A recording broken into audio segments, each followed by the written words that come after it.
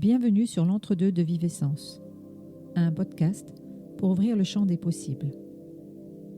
Pour plus d'informations me concernant, vous pouvez vous référer à la description ou en fin d'écoute. Je vous présente un épisode avec les exploratrices du subtil, des personnes dans un état de conscience différent, afin d'aller explorer certains sujets sous un autre angle. Ces informations sont bien sûr subjectives et n'ont pas caractère de vérité. À vous de voir ce que vous en ferez. Pour connaître les thèmes visités, vous pouvez vous référer à la description. Belle écoute.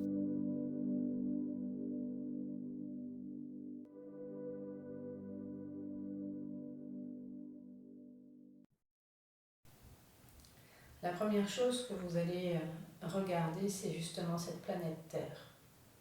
De regarder ce qui est en train de se passer à l'heure actuelle, au niveau du climat, au niveau des incendies. Intuitivement, est-ce que tout cela est naturel ou non? Qu'est-ce qui vous vient? Chloé, qu'est-ce qui te vient par rapport à ça? Que c'est pas naturel. Et si tu vas regarder, d'où est-ce que ça provient? Qu'est-ce qui est voulu? Qu'est-ce qui est fait? L'origine, elle n'est pas terrestre. Je vois une autre planète où on envoie comme des rayons laser en fait à certains points précis de la planète. C'est une autre planète ou c'est un vaisseau que tu vois? C'est mettre le focus. Je te laisse regarder Sandra, qu'est-ce que tu perçois par rapport à ça? Alors effectivement, pas naturel, mais moi je vois quelque chose qui se passe au niveau de l'intra-terre en fait. C'est comme si on asséchait la terre de l'intérieur. Et c'est des forces obscures qui sont vraiment... qui œuvrent vraiment l'intérieur pour assécher la planète. Quel est le but de tout ça? Rendre l'humain fragile. C'est comme si c'était une prise de position de la planète, de possession de la planète en fait, par ces forces de l'ombre. De ton côté, Chloé? Alors c'est des vaisseaux, et il n'y en a pas qu'un. Et en fait oui, l'objectif c'est de manipuler cette Terre. Alors pas forcément dans le but de la détruire, mais de perturber ce qui est en place pour éventuellement prendre possession de ces lieux.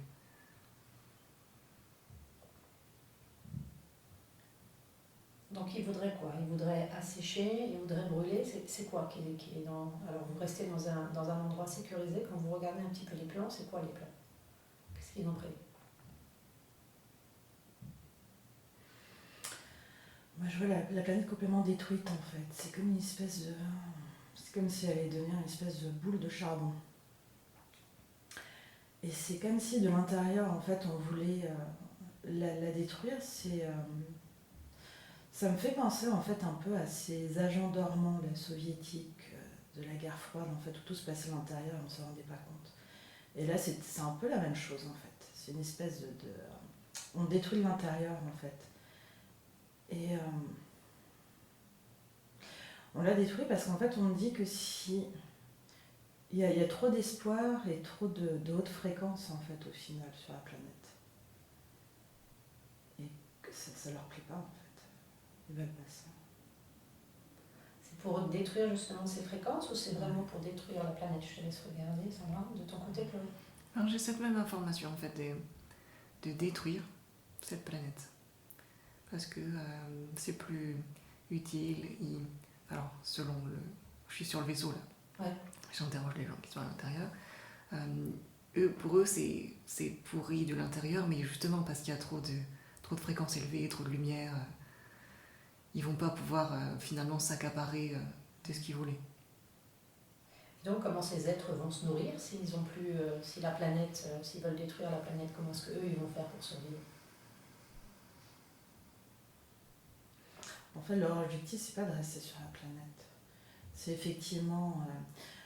en fait j'ai l'information qui disent c'est comme si leur objectif en fait était de détruire la lumière et d'aller de planète en planète, et dès que ça vibre un peu trop, qu'il y a trop d'espoir, on me dit qu'il y a beaucoup d'espoir en fait sur Terre. Et en fait ils sont là vraiment pour détruire la lumière, quoi, cette forme de vie et cet espoir et les hautes fréquences, c'est que leur objectif c'est un peu ça, quoi. C'est comme voilà, un jeu de quilles ou un jeu de bowling, et ils essayent de détruire ce qui leur plaît pas, quoi. De ton côté, Chloé? Oui, c'est ça. Alors j'essaye de me mettre sur un plan plus haut pour voir quand même ce qui se passe plus haut. Et en fait, c'est un genre d'équilibre entre ces êtres qui veulent détruire cette planète et les autres qui veulent que cette planète rayonne. Et du coup, ils envoient beaucoup de lumière et ça perturbe le travail des intraterres et de tous ces vaisseaux qui veulent la détruire. Si vous vous connectez toutes les deux à l'énergie en fait à l'être de Gaïa, hein, féminin ou masculin, hein, donc qu'est-ce que vous recevez là comme information? Est-ce que c'est quelque chose qui est voulu par la planète? Si vous vous connectez à cet être justement, qu'est-ce qu'il vous dit par rapport à ça? Sandra, qu'est-ce que tu reçois? Moi je la vois. C'est bizarre parce que j'ai deux informations contradictoires. D'un côté on me dit laisser faire, et d'un autre côté je la vois complètement dépitée en fait, et triste de la situation. Mais c'est comme si c'était une phase, un peu une phase par laquelle il fallait passer en fait. Ces attaques-là, parce que ça va obliger justement à augmenter à nouveau la fréquence en fait de la planète. C'est comme une série d'épreuves en fait. Et ces épreuves vont faire que la fréquence va augmenter au bout d'un moment. C'est des épreuves pour l'humain ou c'est des épreuves pour tous les règnes? Je te laisse regarder, Sandra. Chloé, qu'est-ce que toi tu reçois comme information? Alors oui, la Terre elle est quand même assez optimiste. Je la vois quand même rayonner, alors elle sait qu'il y a des parts d'ombre, etc. Et que c'est transitoire, qu'en fait elle est sur sa voie d'évolution et qu'elle va continuer à augmenter sa fréquence un maximum de tout ce qu'elle peut en fait. Et est-ce qu'il y a une possibilité d'empêcher par exemple que cette nature soit détruite? Ou c'est le cycle normal? Qu'est-ce que tu perçois par rapport à ça?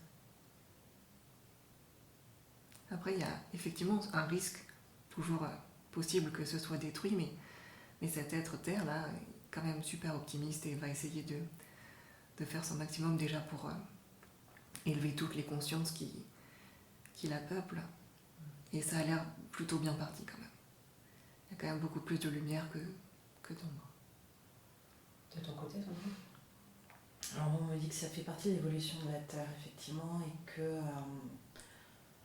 et c'est comme si elle se préparait à une nouvelle phase en fait. Que là, ce qu'on connaît en fait va évoluer. Il y aura certainement des êtres qui vont disparaître, hein, en fait, dans le règne animal. Mais que c'est une transition et qu'il y aura autre chose après, de tout aussi beau. C'est comme si ça se régénérait en fait. Et une régénération un peu douloureuse, mais que c'était nécessaire au final. Si vous vous connectez justement à peut-être quelqu'un du règne animal et quelqu'un du règne végétal ou un arbre, un maître dans ces univers-là, quelles sont leurs impressions par rapport à ce qui est en train de se passer? Comment est-ce qu'eux, ils vivent justement cette destruction, ces incendies par exemple? Qu'est-ce que vous percevez par rapport à ça? Si vous vous connectez à l'un ou l'autre, choisissez le règne qui vous parle ou qui se présente. De ton côté, Chloé? Alors connecté à l'arbre, en fait, il souffre. Il dit nous, on souffre. Et ils essayent de... Donc je vois comme le tronc qui souffre et puis les feuilles en haut qui seraient tentées de capter encore l'optimisme, la lumière, etc. Mais ils sont en souffrance et ils essayent de s'interconnecter et de se donner du courage. Ils savent que... C'est comme s'ils savent que la période-là va pas être facile pour eux. Ils sont informés en fait déjà dès le départ que ça va pas être facile, c'est ça? Oui, c'est ça. De quoi ils ont besoin? Est-ce qu'ils ont besoin de quelque chose de particulier ou pas?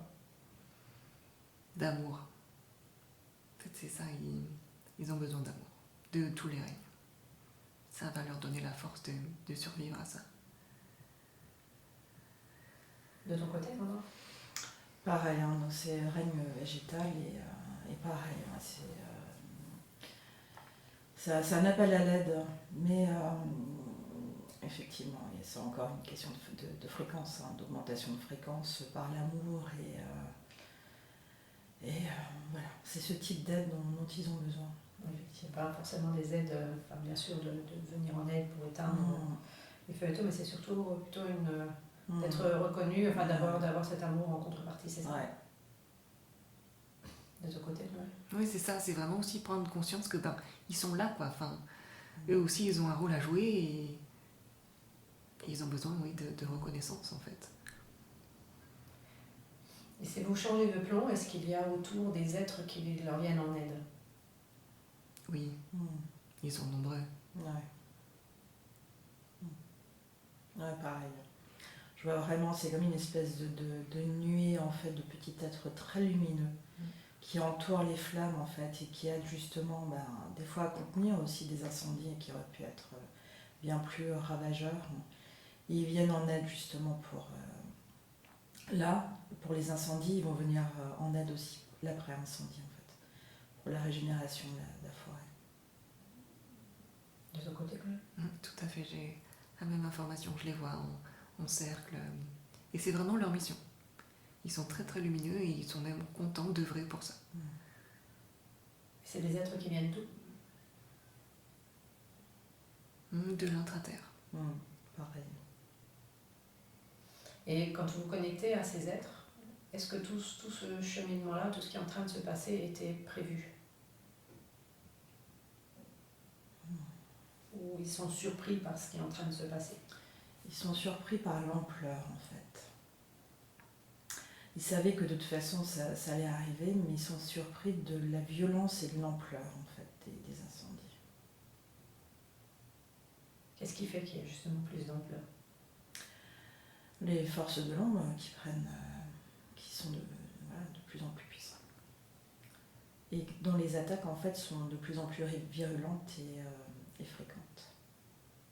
C'est comme si ces petits êtres lumineux, c'est un peu effectivement leur rôle, hein.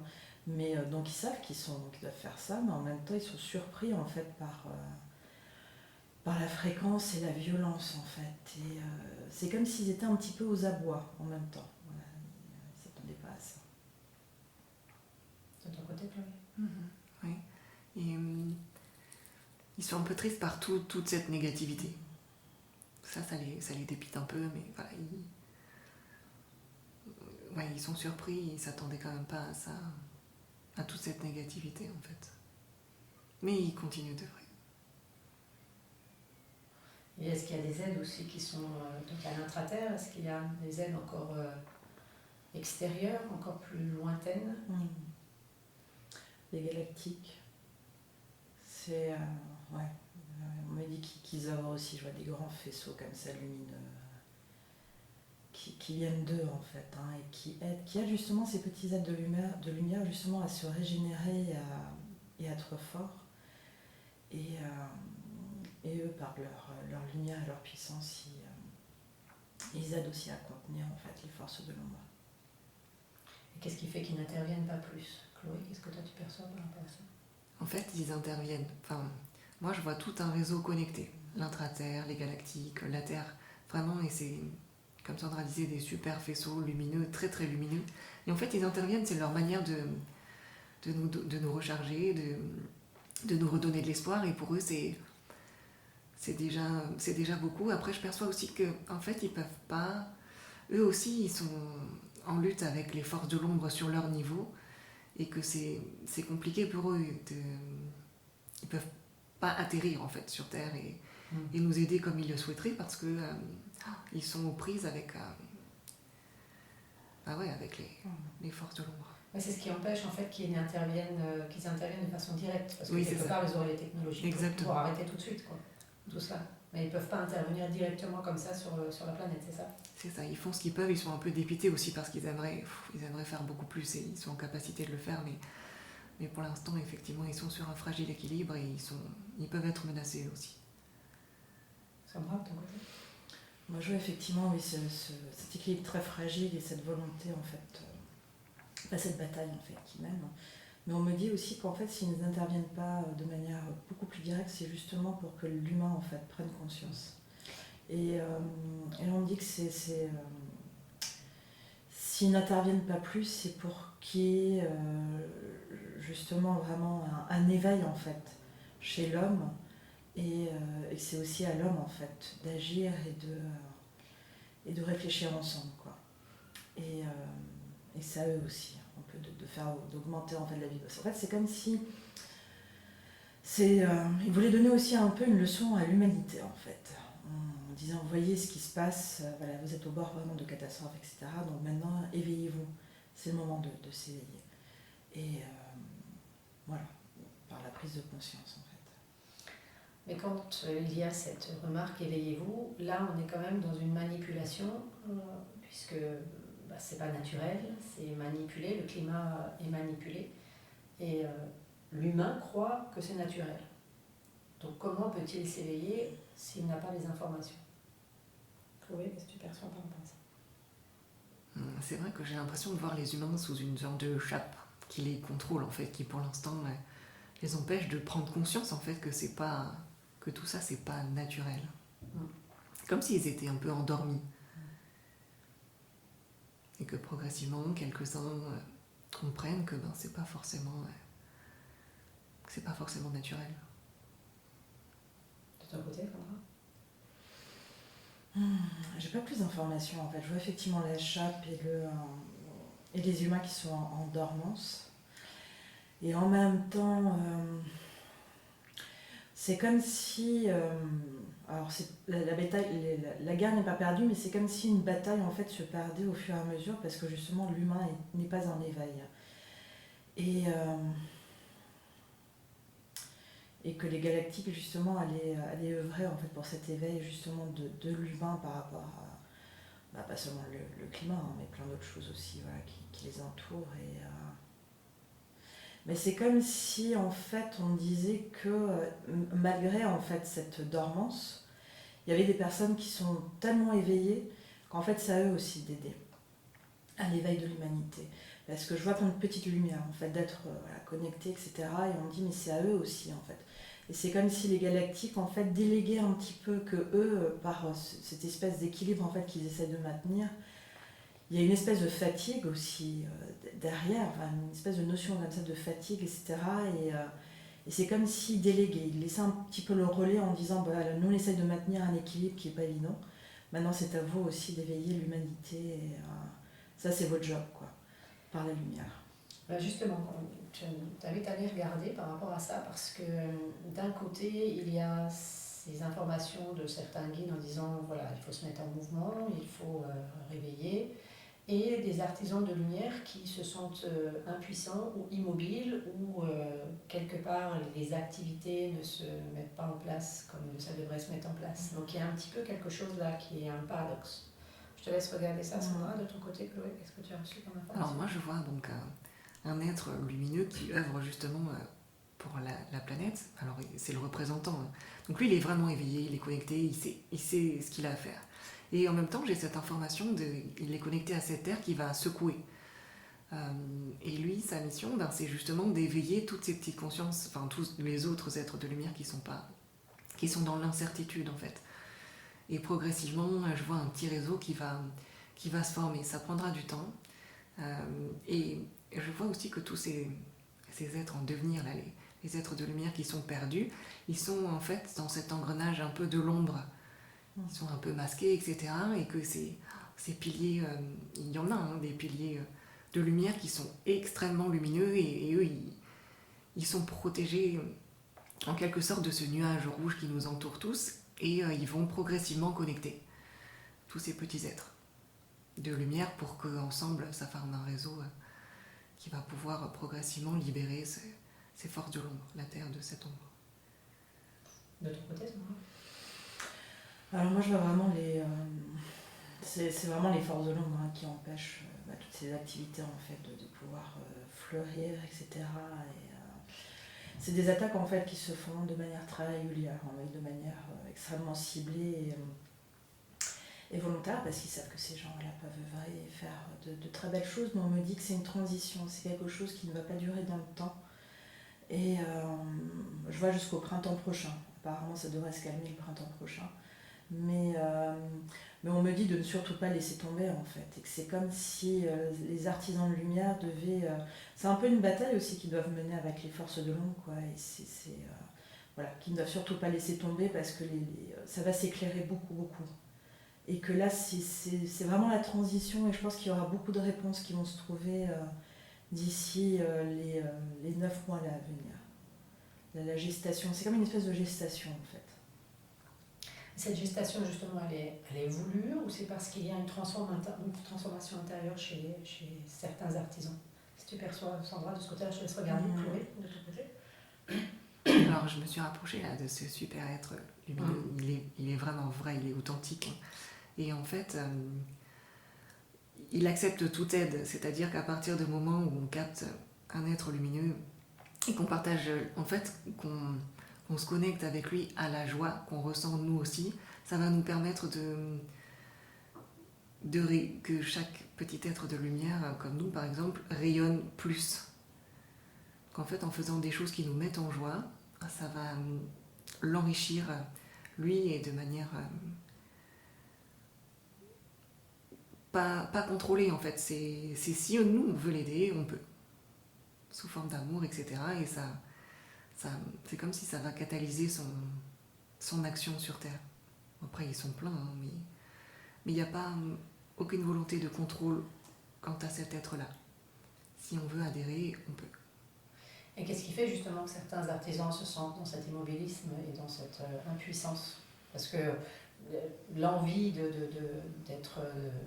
d'être utile, d'intervenir, voilà, elle est là. Sauf que dans la matière, il semble qu'il y ait un certain immobilisme. De ton côté, Sandra?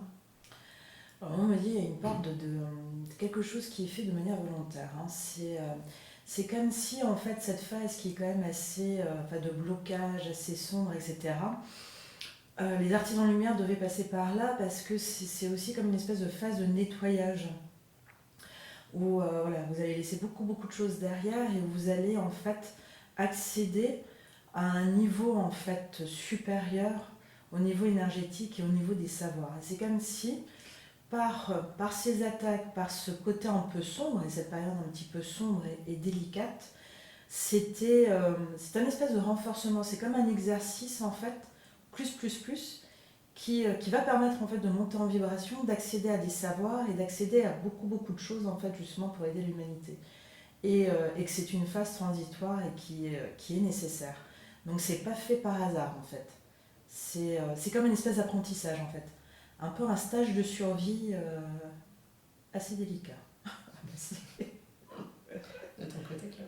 Oui, j'ai les mêmes informations. C'est une période un peu de transition, où on se cherche, et puis j'ai aussi ce mot qui vient, il faut faire un choix. Et j'arrive pas trop bien à savoir ce qu'ils attendent par ça. Choisir de rester inactif, ou bien à un moment donné, quand on aura la possibilité d'œuvrer pour la lumière, peut-être. Oui, ce choix n'est pas déjà fait dans le cœur de tous ces êtres-là, donc ça serait quoi cette histoire de choix? Je te laisse essayer de regarder encore un peu. Alors par rapport à ce que vient de dire Chloé, moi j'ai l'information comme quoi c'est le choix justement, c'est... Il faudra choisir la lumière justement parce que cette phase extrêmement douloureuse qui est quand même œuvrée par les forces d'ombre, c'est un espèce de combat, c'est une bataille, hein. C'est le choix qui va vous imposer, qui sera imposé, ça sera le choix de la lumière en fait et de continuer. Et il y a peut-être des gens justement qui vont laisser tomber en se disant c'est trop difficile, j'y arrive pas, ou ça ne s'ouvre pas, je peux pas en vivre, etc. Donc c'est un peu le choix aussi d'aller au-delà de tout ça, tous ces choix mentaux en fait qui vont peut-être être faits en fait d'ici les prochains mois et qui sont en fait au final dans la matière. Et le choix c'est vraiment peut-être de continuer et d'aller toujours vers la lumière parce que ça va prendre forme quoi, au bout d'un moment. C'est-à-dire de ne pas perdre espoir, c'est ça? Pas perdre espoir, de s'accrocher malgré tout, parce que justement ce non-choix est œuvré en fait par les forces de l'ombre en fait. Le choix de laisser tomber, c'est les forces de l'ombre qui veulent absolument ça, et puis la lumière veut absolument que ça continue, quoi, malgré la difficulté. Je te laisse regarder si tu peux avoir justement un ou l'autre conseil par rapport à ça. Et toi, Chloé, qu'est-ce que tu penses? C'est ça en fait, une fois qu'on a choisi la lumière, je vois tous ces êtres qui étaient un peu tiraillés à finalement devenir beaucoup plus lumineux. Et pour l'instant, ouais, ils sont tiraillés en fait, entre les forces de l'ombre, ce qu'ils ressentent dans le cœur et toutes les pensées parasites en fait qui sont autour et qui, pour l'instant, mènent nulle part. Enfin, c'est qu'une phase, c'est qu'illusoire. Et progressivement, en choisissant la voie du cœur, et ce qui finalement le choix qu'on a déjà choisi de faire, une fois qu'on sera vraiment, qu'on l'aura intégré dans tout notre être, ce sera beaucoup plus facile. Et comment on peut faire justement pour l'intégrer? Sandra, qu'est-ce que toi tu as aussi? Alors moi j'ai le mot savoir en fait, et c'est le savoir soi-même en fait, hein, le ressentir au plus profond de soi, mais c'est aussi les savoirs en fait au pluriel. Et là je vois à nouveau cette espèce de grande bibliothèque absolument incroyable qui s'ouvre justement aux artisans de lumière, et je pense qu'à un moment il y aura accès en fait à cette bibliothèque absolument énorme et qui va répondre à beaucoup de questionnements. Et c'est comme si en fait vous deviez continuer en fait à essayer d'avoir accès en fait à des savoirs multiples, et notamment peut-être d'essayer d'accéder à cette bibliothèque. Je vois encore cette serrure, à cette clé absolument incroyable. Et on me parle aussi d'annales akashiques. Je ne sais pas si ça résonne, mais voilà, peut-être d'avoir des informations par rapport à ça, ou de se connecter par rapport aux annales. Essaye de regarder encore un peu par rapport à ce que tu reçois là, par rapport à la bibliothèque. Et de ton côté, Chloé? Alors moi j'ai cette information que finalement des savoirs très très très anciens vont être infusés, et c'est ça en fait qui va nous permettre de manière consciente ou inconsciente de réactiver certaines choses, et en fait de pouvoir nous libérer en fait tout simplement de tout ce que l'ombre a tenté de mettre en place. C'est des choses qui vont être téléchargées? Oui, c'est ça. J'ai vraiment cette information. Oui, ce sera téléchargé, ce sera diffusé, mais vraiment à toute personne capable de recevoir ça. Et puis, ouais, ce sera vraiment très très beau. En fait, j'ai l'impression que c'est vraiment ce qu'on attend. De ton côté, ça? En fait, je vois cette bibliothèque, il y a une espèce de portail. C'est hyper intéressant parce qu'avant, je voyais vraiment les étagères avec les livres, et puis là, c'est comme si chaque étagère représentait en fait un monde. Et c'est comme si je poussais en fait l'étagère et que j'ai des mondes en fait parallèles comme ça qui s'ouvrent à moi. Et cette espèce de sensation que les choses vont se faire de manière très naturelle en fait. C'est à partir du moment où on aura cette clé, hein, que ce soit matériel ou virtuel en fait, on aura accès en fait à ces savoirs, mais c'est surtout en fait accès en fait à ces portails. C'est vraiment des portails énergétiques qui vont être extrêmement forts. Très, très cette clé justement, elle se trouve où? Chloé, de ton côté?